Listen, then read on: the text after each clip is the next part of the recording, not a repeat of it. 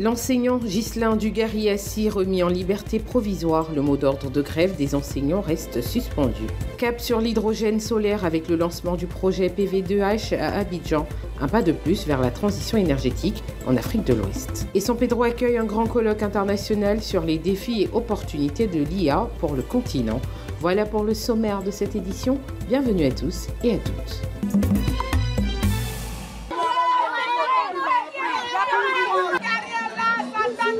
Scène de joie et de soulagement dans la cour familiale de l'enseignant gréviste Ghislain Dugarry-Assy, récemment libéré après son arrestation survenue dans le cadre de la grève des enseignants. Parents, amis et voisins ont laissé éclater leur bonheur à l'annonce de sa libération. Le père de l'enseignant n'a pas caché son émotion. Il a exprimé sa joie immense et son soulagement face à cette issue heureuse. Je suis très en joie. Et très en joie, mon fils est libéré. Parce qu'un homme qui fait faire un coup d'État, qu'on envoie comme ça, à 5 h du matin, à 1 h du matin, casser sa porte et l'enlever. Et aujourd'hui, la justice a donné raison à mon fils. Aujourd'hui, je suis en joie. Son épouse, entourée de leurs enfants, a tenu à remercier les autorités, les avocats, ainsi que les responsables syndicaux pour les efforts déployés en faveur de la libération de son mari. Alors, c'est un sentiment de joie. J'ai dit d'abord merci à Dieu d'avoir permis cela.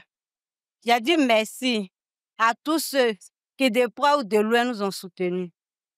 J'ai dit merci aux avocats, en particulier Bliblé David et Wou Ombli. J'ai dit merci à tous les enseignants de Côte d'Ivoire qui ont œuvré pour cela. Mais c'était très triste parce que mon papa n'était pas là. Mais aujourd'hui, comme il est libéré, je suis très, très heureuse. Ghislain Dugarry-Assy a été arrêté dans la nuit du mercredi 2 au jeudi 3 avril avant d'être placé sous mandat de dépôt après son audition.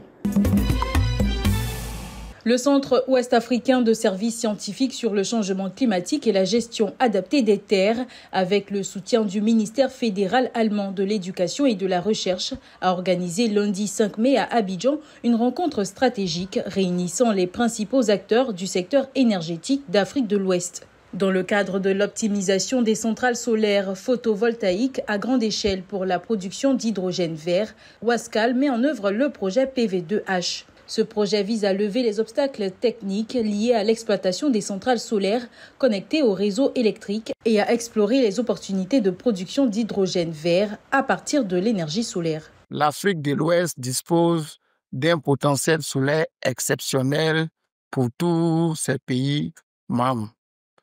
On estime ce potentiel à 25 000 mégawatts. Ainsi, dans un contexte de changement climatique marqué par l'augmentation des températures et la multiplication des événements extrêmes, la coopération régionale est plus que jamais nécessaire. Il faut dire que ce projet, justement, a pour but de chercher des solutions aux difficultés. Donc, c'est dit que nous avons inventorié un certain nombre de difficultés.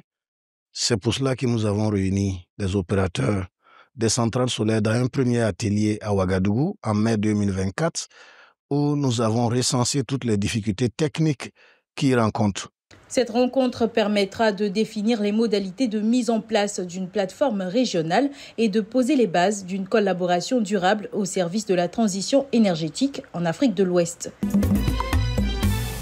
À San Pedro, l'intelligence artificielle est au cœur des réflexions africaines. Du 6 au 9 mai, l'Université polytechnique de San Pedro a accueilli la 3e édition du colloque international pluridisciplinaire sur l'Afrique à l'ère de l'intelligence artificielle, enjeux et défis pour un développement durable et inclusif. Pour une jeune université comme la nôtre, qui a une population très jeune avec des enseignants assez jeunes, on essaie de nous conformer à ce qui est une réalité mondiale aujourd'hui, la question de l'intelligence artificielle. Un colloque organisé par le FONSTI Passeresse et l'Université Haute avec la participation d'experts venus d'Afrique, d'Europe, d'Asie et d'Amérique. On peut capitaliser l'existence de l'intelligence artificielle et aller beaucoup plus loin. Donc, comment capitaliser cela et non pas toujours reprendre de façon redondante notre système d'avant. Et c'est ça aujourd'hui qui fait l'objet de toutes les réflexions et l'Université Polytechnique de San Pedro avec le FONSI ont eu le nœud creux pour pouvoir se ranger dans cette dynamique-là de réflexion pour que nos systèmes de transmission de connaissances soient revus. Pour tirer pleinement parti de l'IA, il faut investir dans les infrastructures, selon le vice-président du conseil scientifique du FONSTI. L'un des défis majeurs, c'est le défi des infrastructures. Tout à l'heure, vous avez entendu les statistiques en termes de disponibilité des data science. Ensuite, il y a le défi lié à la disponibilité des données. Parce qu'il n'y a pas d'intelligence artificielle s'il n'y a pas de données. L'intelligence artificielle se nourrit des données disponibles. Après Yamoussoukro en 2022 et Korogo en 2023, San Pedro s'impose comme une plateforme stratégique pour penser l'Afrique de demain à l'ère du numérique.